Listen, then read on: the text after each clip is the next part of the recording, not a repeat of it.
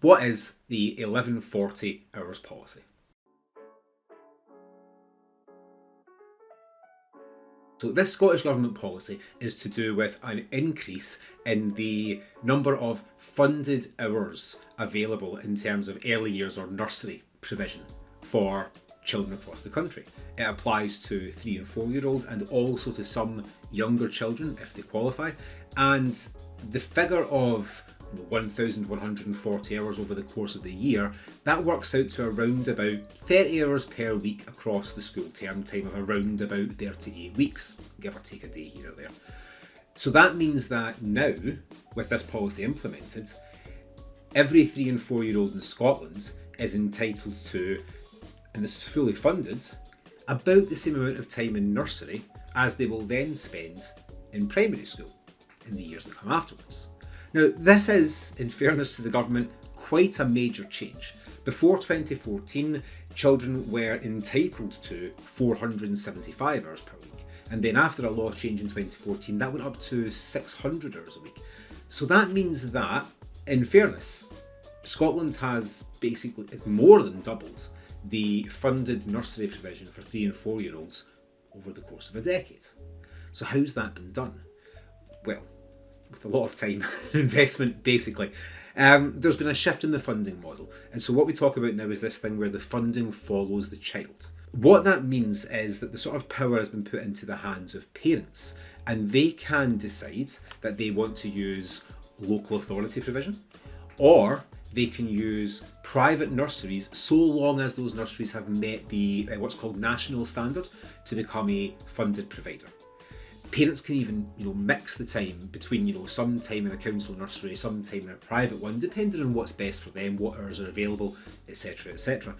The idea here is to have maximum flexibility to allow parents to make the best possible use of this particular service.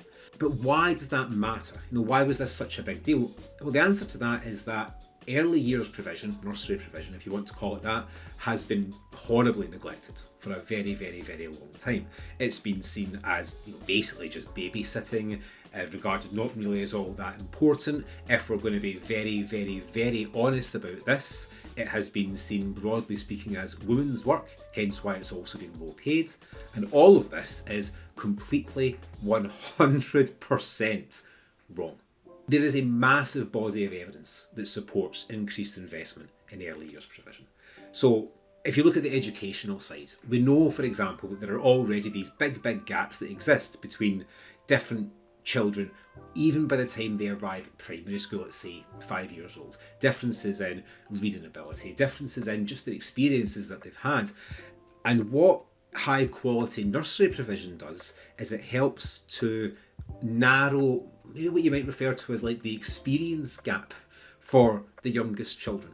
And it helps to address those issues right at the earliest point. So there's a strong educational reason to invest in early years. But actually, there's also a really strong economic reason to invest in early years. Because poor or expensive nursery provision, early years provision, harms productivity, it harms skills development, it harms families' income levels, simply by making it very, very difficult for some people to work.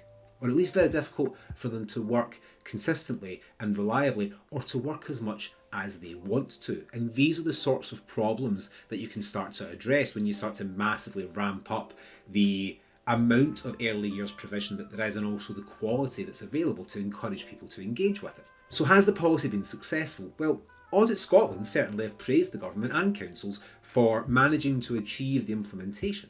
There's been a significant increase, they say, in staffing numbers, and there's also been a quite significant capital spend in order to get facilities up to scratch and have just the physical infrastructure in place to actually make this happen. But the Audit Scotland report said something else. It warned that the sector itself is fragile.